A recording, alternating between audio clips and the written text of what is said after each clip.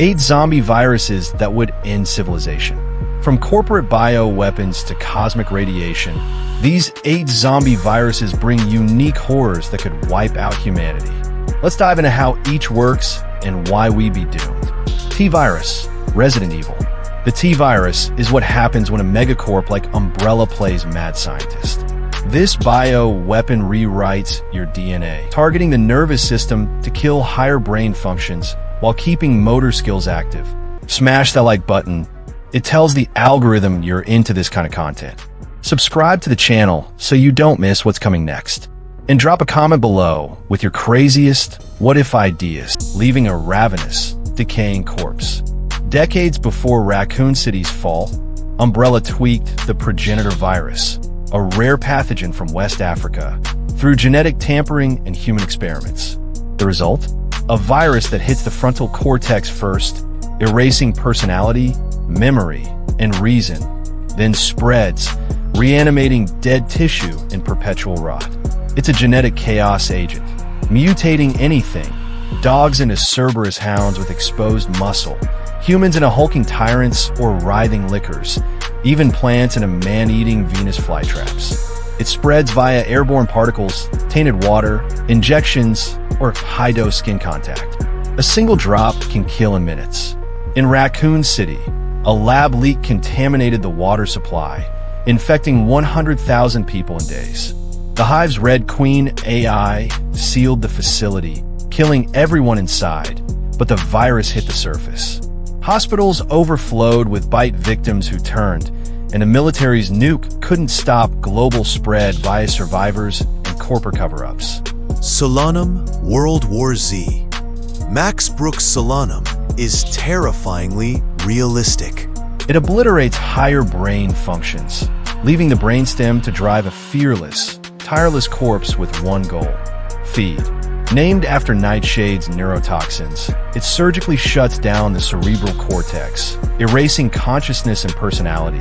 Then the limbic system, killing emotions except primal hunger. Basic motor skills and an urge to eat flesh remain. Spread by bites, incubation varies. Head bites turn you in minutes, leg bites give hours.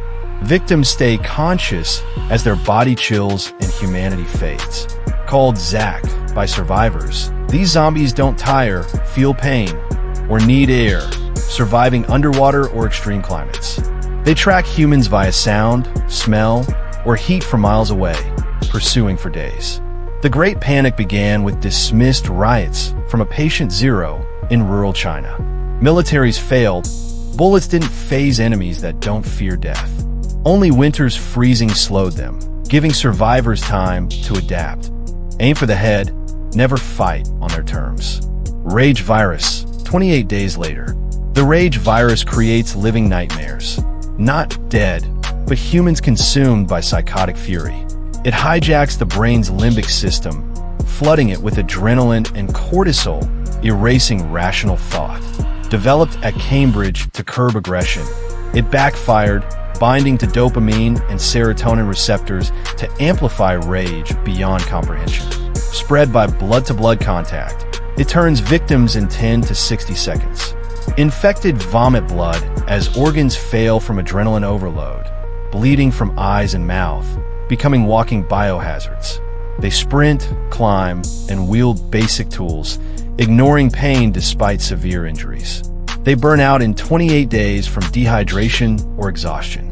Animal activists unleashed it by freeing infected chimps, and within 28 days, the UK was gone. Military quarantines failed against its speed. Jets couldn't bomb fast enough. London burned as infected overran cities, dying out only after starving. Wildfire virus, The Walking Dead. The wildfire virus rewrites zombie rules. It's already in everyone, dormant until death. No cure, no immunity, no escape.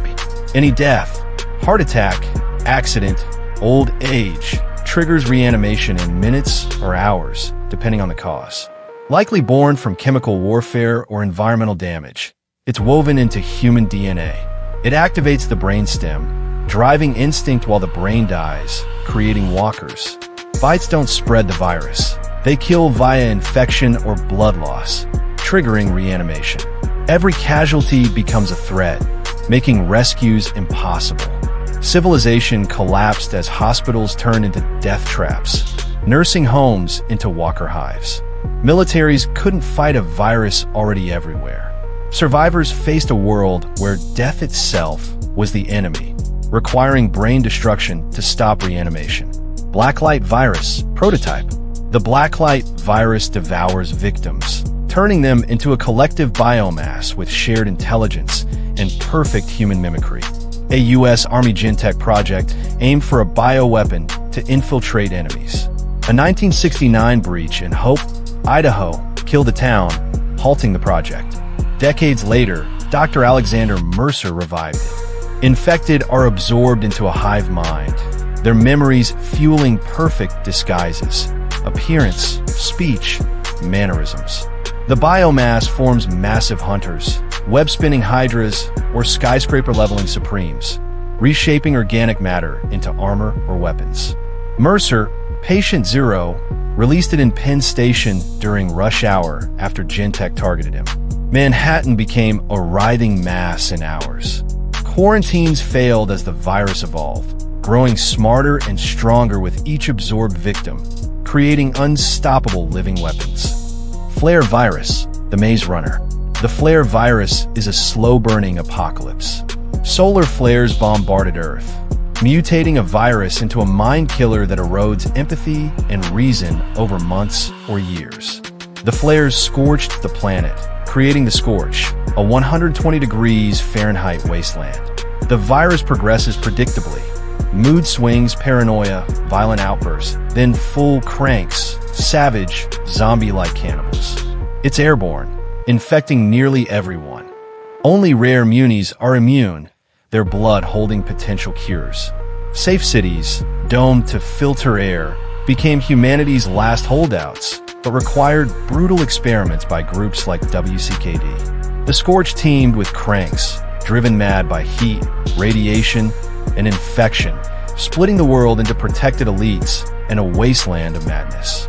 Infected strain, Rec/Quarantine. The Rec virus is a claustrophobic horror, turning a Barcelona apartment building into a tomb.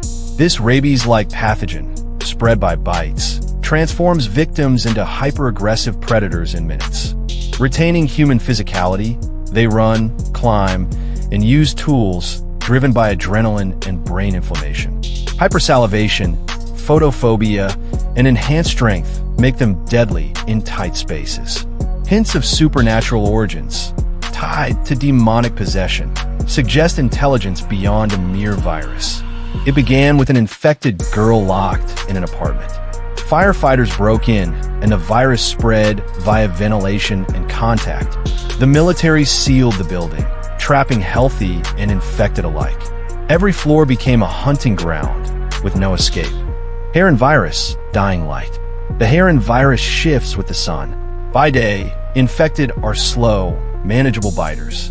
At night, they become volatiles, fast, smart, nearly unkillable. Developed by the GRE as a cancer cure, it reanimates dead tissue instead. Spread by bites, it progressively attacks the nervous system. Daylight keeps infected docile. Darkness triggers enhanced speed and strength. Antizin slows progression, but doesn't cure, causing nausea, tremors, and addiction. Survivors need regular doses via airdrops, sparking violent clashes. Heron's quarantine turned the city into a lab, with the military studying the virus while survivors scavenged by day and hid from volatiles at night. The GRE's containment was a cover for experimentation. Which virus would you least want to face? Drop in the comments and hit subscribe.